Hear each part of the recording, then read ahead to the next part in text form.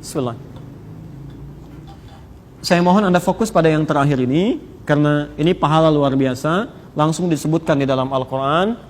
Dan ini kalau Anda tidak lakukan, ruginya luar biasa. Rugi luar biasa, demi Allah saya katakan. Anda kalau bisa kerjakan ini, itu jaminannya di Quran, mendapatkan nikmat surga yang tidak biasa. Surga paling indah, bisa melihat Allah tanpa hijab, ada keterangan di Quran, ya. Nanti kita bacakan, bahkan disebutkan redaksi Qurannya, bahkan bisa dikatakan tingkatnya bisa lebih besar dibandingkan dengan surga. Lebih indah, lebih tinggi. Ya. Taib. Tadi ibadahnya di waktu apa namanya? Sahar. Kalau dijamakkan jadi apa? Ashar. Taib. Quran surah ke-51 ayat 18. Ayat 18 itu amalannya. Kalau ingin ayat lengkapnya dengan anugerahnya, Anda bisa mulai dari ayat 15-nya. Jadi di situ langsung disebutkan pahalanya, di surganya di mana, kenikmatannya seperti apa, dari ayat 15 sampai ayat 23. Di antara amalannya yang fokus kita sekarang ayat ke-18-nya. Innal muttaqina fi jannatin wa 'uyun. Ada sementara orang takwa yang nanti tinggalnya di taman surga. Saya mau tanya, tujuan dari puasa itu supaya apa? Takwa. La'allakum tattaqun. Al-Baqarah ayat 183. Tattaqun 19 kali diulang dalam Al-Qur'an. Baik, sekarang lihat. Nanti kalau Anda bisa takwa, di antara orang takwa ini ada yang tinggalnya di taman surga. Di orang takwa itu ada yang di taman surga, ada yang di surga seluas langit dan bumi. Ali Imran ayat 133 sampai 134 itu yang di surga seluas langit dan bumi. Yang di taman surga itu lebih indah. Perhatikan kalimatnya. Akhidhina ma atahum rabbuhum. Di antara perbedaan taman surga dengan surga yang lain, taman surga ketika Anda membutuhkan apapun itu Allah langsung yang berikan tanpa perantara. Kun fayakun, jangan dibayangkan. Ya, langsung diberikan. Tapi surga lain yang lebih rendah di bawahnya itu yang melayani pangeran surga, namanya wildanun mukhalladun. Ya.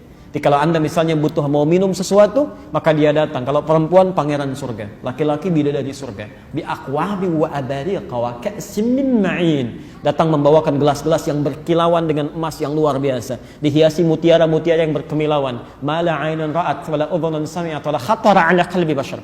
Enggak pernah kelihatan oleh mata, terdengar oleh telinga, bahkan terlintas dalam benak kita. Di Anda bayangkan sekarang pun itu enggak akan pernah seperti itu. Ya. Tapi ini tidak. Dia langsung bisa melihat Allah tanpa hijab bahkan. Quran surah 75 Al-Qiyamah ayat 22 sampai ayat 23. Di mushaf standar paling kiri sebelah atas ya. Wujuhu yauma idzin nadhirah. Orang yang nanti Anda bisa saksikan wajahnya berbinar-binar. Gembira luar biasa.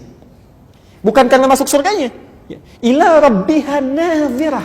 Dia bisa lihat Allah langsung tanpa hijab. Tanpa hijab. Ila rabbiha nadhirah. Allahu Akbar. Apa amalannya? Di antaranya Quran surah 51 ayat yang ke-18 itu. Wabil ashari hum yastaghfirun. Dan di waktu-waktu sahar itu mereka memperbanyak istighfar kepada Allah. Allahumma shalli ala Muhammad, istighfar. Minta ampun, istighfar. Jadi kalau bisa saya sarankan Anda bagi dua waktu sahar. Ya, sebagian buat makan, sebagian buat istighfar. Misal Anda makan 20 menit pertama, silakan nikmati, nyaman. Setelah itu selesai Anda tutup. Siapkan diri Anda untuk mendekat pada Allah. Itu waktu-waktu paling luar biasa.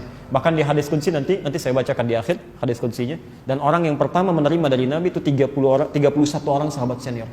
Dari Abu Bakar, Umar, Uthman, Ali dan lain sebagainya. Itu Masya Allah. Perhatikan ya. Yanzilu tabaraka wa ta'ala. Allah subhanahu wa ta'ala senantiasa mengamati ya. Senantiasa mengamati ila sama'id dunya, ke langit dunia.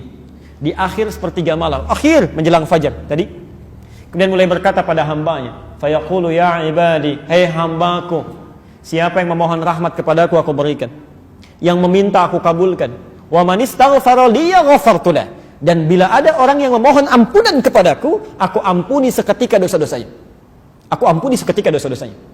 Saya mau kepada yang pertama dulu, jika Anda bisa maksimalkan di sini amalan Qur'annya, wabil ashari hum yastaghfirun, mereka beristighfar. Maaf, kalau mereka itu satu orang atau dua orang? Banyak kok. Banyak. Artinya Anda bisa amalkan bersama keluarga. Jangan cuma sendiri-sendiri. Coba lihat ya, coba lihat dampaknya, efeknya kepada kita itu ketika Anda duduk selesai makan dengan keluarga, mulai simpan makanan, teguhkan hati kita. Yuk kumpul bareng-bareng. Mulai ayahnya dulu ya, memberikan gambaran. Ma, kalau selama ini papa punya salah termasuk pada kalian anak-anakku, mohon dimaafkan. Barangkali dia amanahi oleh Allah sebagai seorang ayah, tapi belum bisa jadi ayah yang baik dalam pandangan Allah. Mohon doakan Papa. Sekiranya diambil lebih dulu, diampuni dosa-dosa Papa. Ada rezeki yang belum sampai pada kalian. Ya Allah, mohon ampuni. Ibunya sambung, Pak, Mama juga mohon maaf. Sekiranya belum bisa menjadi istri yang sempurna, Mama bagi kalian yang baik. Tolong doakan supaya lebih baik merawat kalian. Yang paling indah ketika anak-anak Anda berkata, Maaf Pak, kami juga mohon maaf. Ya Allah ampuni. Belum bisa jadi anak yang soleh, belum bisa menghafal Quran, memberikan mahkota di kemudian hari. Ya Allah ampuni kami. Ketika semuanya sudah larut dalam kebaikan, tiba-tiba semuanya mengatakan, Ya Allah ampuni kami, Ya Allah. Ya Allah ampuni kami, Astagfirullahaladzim, Astagfirullahaladzim. Itu Masya Allah, turun ampunan Allah bagi satu keluarga itu. Ghafirallahu ma taqaddama min dhanbi. Selesai, diampuni dosanya. Ghafartulah kata Allah, diampuni dosanya. Kata Ibnu Qayyim Al-Jauziyah, jika Anda memiliki waktu yang sangat singkat tapi punya banyak permohonan, maka dahulukan istighfar, perbanyak. Ketika Anda diampuni dosanya, maka Allah akan mengabulkan permohonan Anda bahkan sebelum Anda memintanya. Sebelum Anda memintanya. Saya berikan rumus turunan di Quran ya. Ini tidak mudah memahaminya. Quran surah 31, Quran surah 3 ayat 31. Posisi paling kiri di atas agak ke tengah sedikit. Qul in kuntum tuhibbunallaha fattabi'uni yuhibbukumullah wa yaghfir lakum dzunubakum. Lihat kalimatnya. Qul, ya. Allah menyampaikan, katakan Muhammad, in kuntum tuhibbunallaha, jika kalian serius mencintai Allah, ya. Fattabi'uni, buktikan cinta itu dengan mengikuti aku, ikuti Nabi. Ya. Jadi kalau Anda merasa cinta dengan Allah, ikuti Nabi. Ya. Bukan cuma sholatnya saja, ya. Tapi aktivitas kita, bangun, coba bagaimana lihat Nabi bangun tidurnya, makannya seperti apa, jalannya bagaimana, coba kita ikuti pelan-pelan. Kalau Anda bisa lakukan itu, lihat turunannya ya, yuhibbukumullah, Allah akan cintai kita, cinta Allah.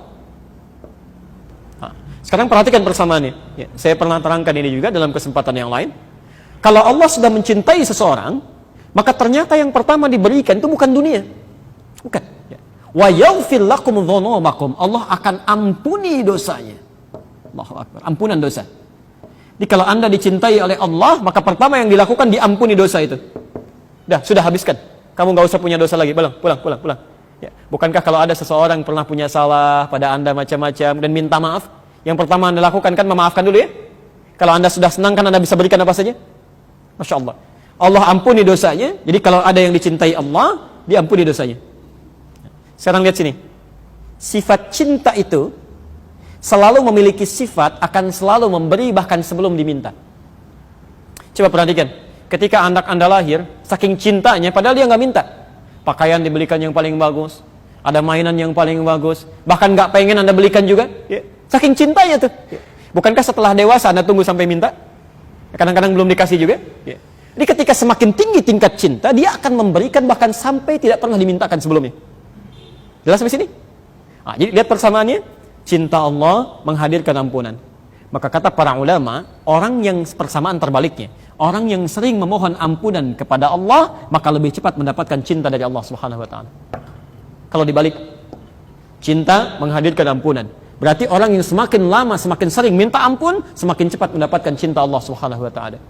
Kalau cinta Allah sudah datang karena sering istighfar, maka Anda jarang minta ampun, Allah sudah menyiapkan kebutuhan Anda. Ya. Coba mulai. Ya, barangkali kita diberikan kesempatan sampai malam kelima ini hanya sekadar Anda bisa melakukan itu. Bismillah, kenapa Anda tunda? Maksimalkan. Ya. Jangan banyak mainnya. Ibadi, khalaqtuka lil ibadah fala tal'ab. Kata Allah, hambaku, kamu ini saya ciptakan untuk ibadah, jangan banyak main. Jangan banyak main pada yang tidak penting maksudnya, pada yang tidak penting. Tapi godaannya tidak mudah ya. Ya, begitu Anda mau makan supaya suasana ada sedikit banyak, ya tidak terlalu sepi, Anda lihat TV ternyata racun semua di sini. Ya, coba lihat, perhatikan ya, yang tidak ada di luar Ramadan sampai ada di Ramadan. Orang tidak jelas tampilan macam-macamnya. Itu sesungguhnya ujian bagi kita. Matikan aja. Ambil suasana yang enaknya, manfaatkan. Cuma 10 menit kok. Nunggu besok lagi belum tentu hidup. Ya, mau kapan lagi kita ambil? Barangkali mungkin, maaf ya, di antaranya juga ada doa-doa Anda yang belum dikabulkan karena Anda harus melakukan pada saat itu. Barangkali begitu. Ya, cobalah mulai. Ya. Kadang memang setannya luar biasa tuh. Jam terbangnya tinggi sekali, Pak. Ya, Bu ya. Begitu ibu mau mulai, kadang diajak main-main juga tuh. Pak, yuk besok siap. Baik, begitu dia mulai, Pak, mohon maaf selama ini mama belum sempurna, banyak salahnya. Emang, kadang-kadang tetep masuknya itu. Perlu penyesuaian ya. Bismillah, mulai.